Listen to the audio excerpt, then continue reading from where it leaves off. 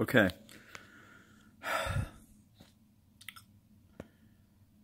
My family just seems to like never respond to me, never talk to me, nothing. This is why I think my family is in on this shit. And it's all been predated, pre-programmed, pre-stamped, predestination. I always used to think that John Calvin's theory of predestination, that no matter what choice we make, we'll always arrive at the same conclusion. But now I see it's actually completely true. Everything is pre-programmed. The computer, the machine knows everything. Just think of it like Star Trek is, I think so that's probably why Gene Roddenberry was a genius. Probably because like fucking we're basically, I'm basically living in a holodeck. All of you listening are the computer, the machine, the computer. I'm the captain that is stranded and marooned inside of the holodeck and I can't get out. You've seen the episode where they're inside a holodeck and it's so real and they can't get out. That's where I'm at. And I think of the name John Calvin. Okay, John Calvin. Okay, my uncle's name is Elvin, and his son's name is John. Okay, John, Elvin, Calvin. I think that's a weird coincidence, seeing that I do, my life does closely mimic the idea of predestination. I just find these names all over the place. Names, the connection meanings of names. I'm starting to listen to this fucking book again, The Law of Attraction. Not that book, but another book, like the Witch's fucking version of it. I got on audible.com, which again just regurgitates the same shit again about fucking vibrations and frequencies and fucking thoughts and yada yada yada yada yada yada yada yada yada. Manifesting your destiny, yada yada yada.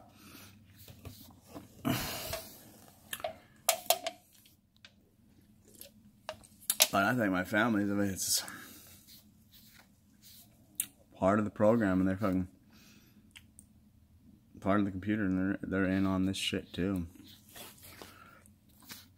Everything is programmed against me for some fucking reason, or whatever. I don't know. But I'll tell you something right now.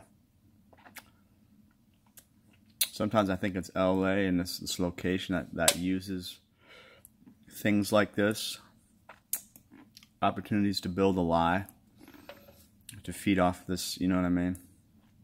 Well, then I go back to John Calvin, it's just, and then John and Alvin, right?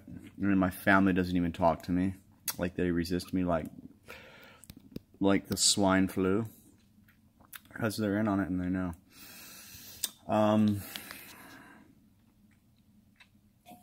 The whole thing's a joke. Anyways, and then sometimes I wonder, did I sell myself to the devil for pleasure? But then you have to think bigger than the devil at that point, and bigger than hell. Be like, no, because why should hell or the devil or anything have any hold on your soul? If it's the mind, you know what I mean? If it's the mind and what you attract. But it seems like I am in hell, you know what I mean? And I sold my soul to the devil, which I did twice. You know, I have to make this confession. Twice I was, you know, taking a lot of meth, which I quit meth now. I don't do it anymore. But I took a lot of it. And if you are going to do meth, here's what I would suggest. Computer. Here's what I suggest if you're going to do meth. Take hot rails through the nose, so relax you better. But don't overdo it. It could turn you in super paranoid insane. But just take a lot of hot rails through the nose. It will completely relax you. Take a lot of hot rails through the nose. It will completely relax you. And then if you have some hard liquor on hand, not beer, but like, you know, foolproof vodka or something, drink that with it to help relax it more. Don't smoke out of the pipe. Unless it's a water bong. Otherwise, it's just going to make you anxious. And you're going to keep chasing it. If you take a hot rail, you can take one good hit and you won't even chase it and you'll be relaxed. And if you take hard liquor on top of it, you'll be good. That's why I said, if you're going to do meth, do hot rails. Or, inject it. I had a dream last night that I was injecting heroin. And I've never injected heroin. One time I ate it. It was okay. It wasn't that great when I ate it. But that was a long time ago. But now I had a dream that I was injecting opiates, and I was so fucking, actually, it was cured me, my mental disease in my dream last night. I was so relaxed and totally nothing could affect me. It was perfect for me. I just injected like nothing, constantly. Barbiturates. Probably what I need. Anyways.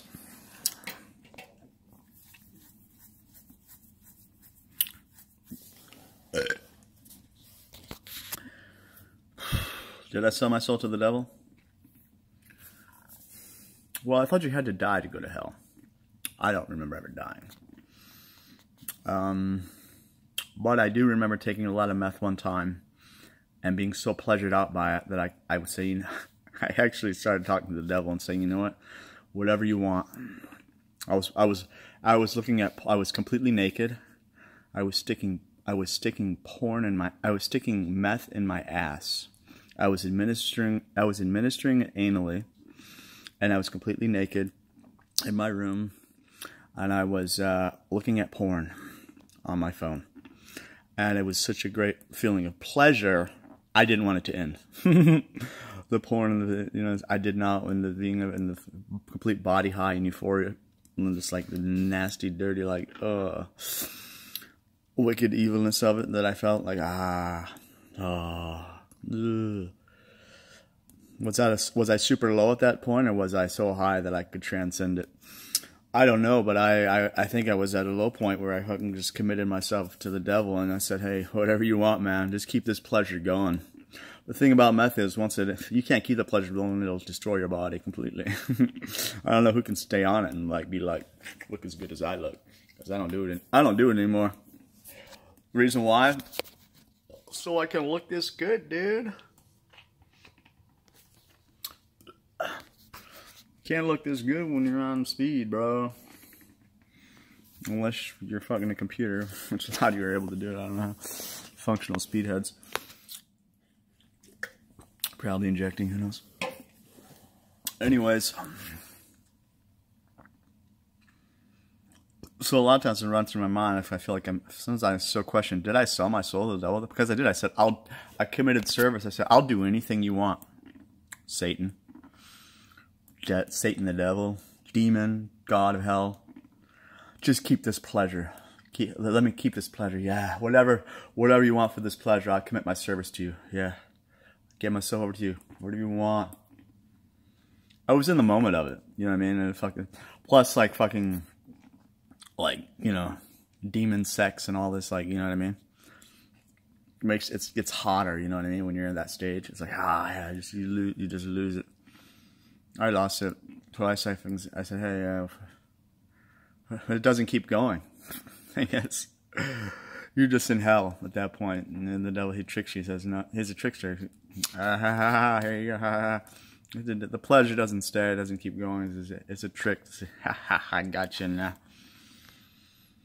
Was that a verbal contract I made with the devil when I said, oh, please, just keep this pleasure going. Whatever to keep this pleasure going in this moment. I feel so good. I was at a super low at that point, apparently. But I felt super high and good. Two realms cannot fucking coexist. Those two realms cannot coexist continuously. The realm of the reality and the realm of fucking just pure pleasure. For me. Unless you're a weakened warrior, which is hard for me to do. It takes me a week to recover from that shit. Some people can pull it off. I can't. I quit meth. I quit all that shit. And so many times I think, did I sell my soul to the devil? Did I sell my soul to the devil at that point? No. Not if I believe in the law of attraction and transcending and getting beyond it and saying, there's no hold on me. Bullshit. I don't believe in the Bible either. I think the Bible's a big fucking joke. Oh, crap. Just believe in yourself.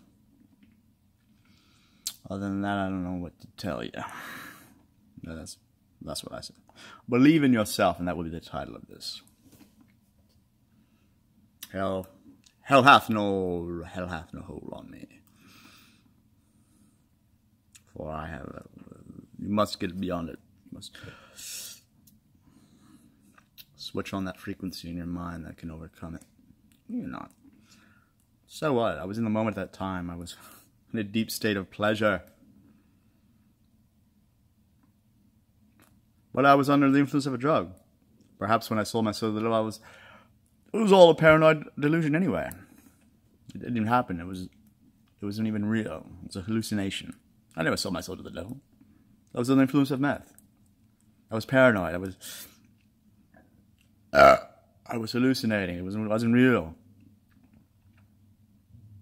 It never happened. That's what I said. Never happened, and the drums pound, pound, pound, pound. Machine will do that too sometimes. You should do that when I was staying in my old place before. You'd be like in a frame of mind. It would start doing sacrificial drum music. The machine will start. Machine, whenever it finds you in a vulnerable state, it will always try to come and instill fear in you. It's not actually touching you or doing anything to you. Make you nervous and anxious and take you out of your zone because it wants to make you afraid of it.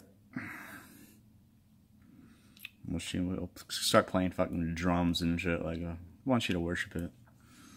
It's just a fucking machine, dude. It's just a device. Technology is ruling the world. That's what I see now, and everybody is under it. Anyways, I gotta go. This video is too long, and that's all I want to get that off my chest. And now finally I got that off my chest that I did sell my soul to the devil twice in a heated moment, but that was just an illusion, and it never happened because I was under the influence of a drug. So, plus my mind has transcended it because I am now practicing the law of attraction, and I have a higher frequency. So I have conquered hell and destroyed it. Satan, goodbye. You're weak. You're dumb. You're part of a false fairy tale. You're in some stupid book that I have that the machine wrote a long time ago to try to enslave people again to a state of fear. And now you are gone. Goodbye. Historically. Ha ha ha ha. Predestination. I don't know if I can transcend you though. You're a tough one. All right.